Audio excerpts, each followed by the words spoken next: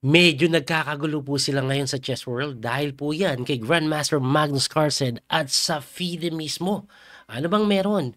Pinagtatalunan po nila yung freestyle chess na tournament ni Magnus. Kasi gusto nilang lagyan ng World Championship title. Kaso ayaw ng FIDE. Kaya ang title ngayon nito, Freestyle Chess Grand Slam Tour.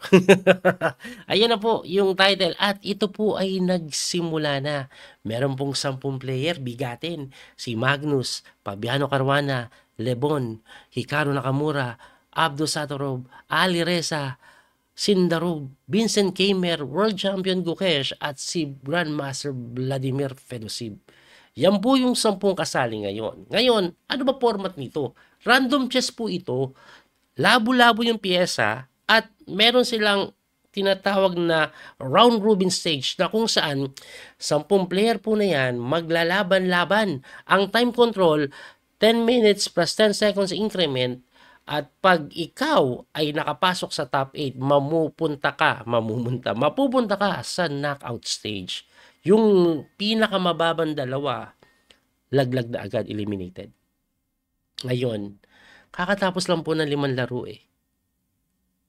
Ano ang nangyari? Kakaiba. Ngayon ko lang nakita yung ganitong klaseng performance. Grabe po Alam niyo kung sinong laro? Mga laro po ni Grandmaster Magnus Carlsen. Ayan po. Sa round 1 pa lang, nagpasiklab agad yan si Magnus, which is normal naman Tinalo niya po si Hikaru Nakamura. Kung papansinin niyo po, balibaligtad yung yung pyesa. Ito pala yung King, Queen, Rook, Bishop, pati yung Knight dito, yan baligtad, no? At medyo hindi maganda yung board na ginamit ng chess.com. Hindi ko po mapalitan yung kulay. Ewan ko po kung okay sa inyong patingin, pero sa akin po, masakit sa mata ko Anyway, nag D4, D5 lang, tapos F3. Develop agad ng bishop si Hikaru na tinulakan Pagka-atras, knight lang po sa F2 develop, knight G6, knight D3. Ang weird, kinapture po yan, binawi ng Torre, kinuha yung gitna, dinipensahan lang, knight develop, rook lang dun. Ang agang lumabas ng Torre, bira yan. Usually, madandulo pa yan Anyway, pagka rook sa G3, nag H6 lang. Pagka H6, nag G4 naman. Agresibo si Magnus doon, no? Sinagot po yan ng C5, kinapture, queen takes, and then knight develop. Pagka knight develop, bishop develop naman. And then knight G3, papunta po yan sa knight F4, hitting the bishop, hitting the pawn. So, tumakbo knight E7 to prevent that knight. Na sinagot ng rook C3, naguguluhan talaga ako. Inatake yung reyna na tumakbo. At nag E5 na nga, tumulak lang. Bishop B4, tumakbo rook B3, pinalit, syempre binawi po yan, and then knight lang po sa C6. So ito pong posisyon na ito, lamang na daw po ito for the side of white. Medyo ipit po kasi mga pyesa. Ipit din naman itong isang Tori dito, pero mas madali ata i-develop yan ganun, no? By the way, pwede pa mag-castling yan Kaso may Tori dito no? Pag umangat to, pwede na mag-castling. Anyway, ang ginawa po niya, nag-G5, hitting the knight, tumakbo, and then bishop lang sa may H3. Tumira ng queen lang sa F4 develop. Tumira ng knight lang po sa H4, hitting the pawn, na dinipensahan lang ng reyna. Pumasok lang yung reyna, no? Ayaw niya pong itulak kasi pag tinulak kakainin doon, papasok yung kabayo. Anyway, nag-F4 naman si Magnus na sinagot ng knight C5, hitting the rook, na napapunta po sa may G6. Nag-King A7 lang, and then kinapture po yung E5 na binawi na kabayo, and then Queen Sok pa. Ayan, pag gumalaw ito, may kain doon, mate. Yan ang plano niyan. Kaya nag-rook B8 Pagka rook B8, kinain lang. Interesting. Kasi pag kinapture mo, may text dito na sinagot lang ng knight C6. At pagka knight C6, umatras lang yung reyna. Nag-D4 naman. Ito pong si Hikaru. Equal lang ito sabi ng engine. So, pagka D4, kinapture, rook takes, and then nag-knight sa F4. Nag-rook lang po sa may A4, which is mali. Ang tamang tira daw, equal lang rook D5. Bakit po hindi maganda ito? Kasi pagka rook A4, may queen lang dun. Ang layo ng pinuntahan. Para saan yan?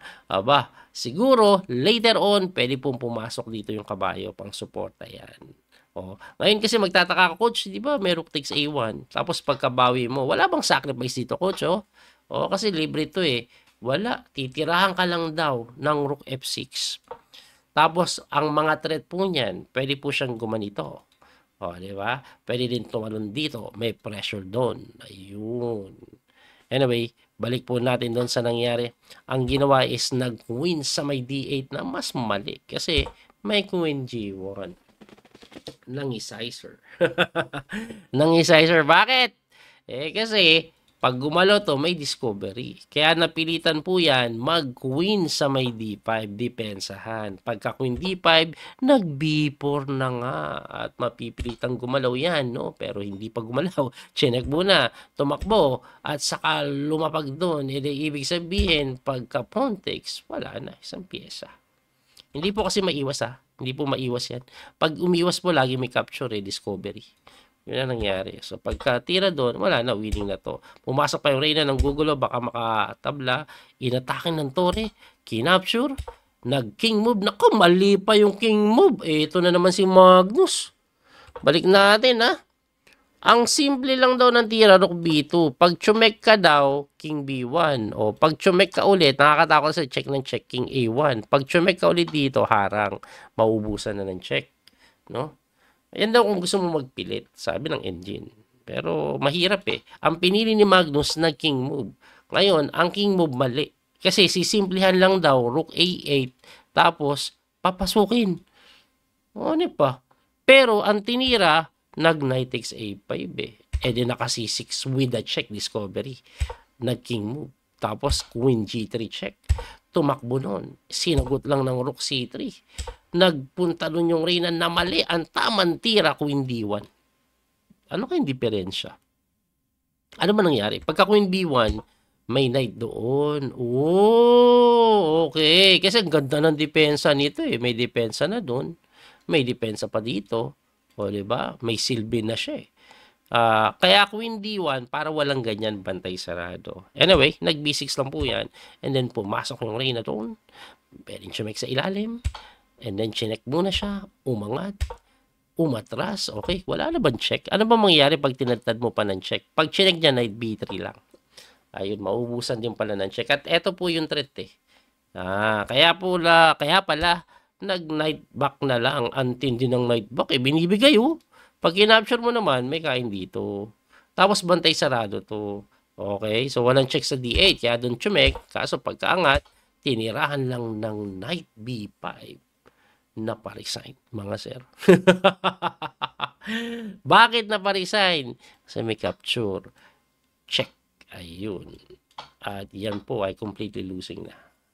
No? So, nanalo si Magnus ng number 1 kay Karo Nakamura. Pero hindi malinis yung pagkapanalo. Completely winning na. Medyo gumigewang yung tirada ni Magnus, no? At ano man ang nangyari sa mga sumunod? Eto na. Dito na po kayo magugulat. Tingnan nyo po ang performance ni Magnus. Ipapakita ko in 3, 2, 1. Tinalo si Karo round 1. Natalo kay Papi round 2. Nanalo kay Kamer. So 2-1. Pero ito matindi. Dalawang sunod. Tinalo ni Pedosiv. Tinalo ni Habukir Sindarov. 2 out of 5. Oh my gulay. Parang hindi si Magnus yan. Pakita natin yung standing Pakita natin yung standing. Ayan. Leading si Fabi. Sumusunod si Sindarov. Magandang laro ni Sindarov Tayo sila ni Fabi. Ayan, straight yan tabla lang kay Gukesh pero panalo sa lahat. Diba? Tapos, pumapangatlong Alireza at si Magnus, ayan, tie for 5th hanggang 8th place. Kulembat si Pedosiv at si Lebon Aronian. Wow! Ano to? Talaga na-surpresa ako dito Magnus, 2 out of 5. Wala pa po sa 50% na bihira nangyayari kay Magnus. No? Anyway, meron pang 4 na lang nalalabi. No? Eto, masyasyak ako ng sobra-sobra kapag si Magnus hindi man lang nag-qualified sa top 8. out of 10 players yan. Pero I think babawi na yan sa susunod na araw. Bukas po kasi yung 4 na rounds. Abangan po natin yan. Kung pwede ako makapag-live, baka makapag-live ako bukas. Kung makauwi ako na maaga. Punta kasi kami chess club eh. Dahil nga ako magpa-practice. Anyway, grabe yun, no? Ano masasabi niyo? Talagang humihina pag nag-aasawa, no? Humihina ba talaga? Ewan ko, pero recently, no, hindi maganda yung mga performance ni Magnus. Hindi maganda. Pero, ano yan eh. Babawi yan, tingin ko.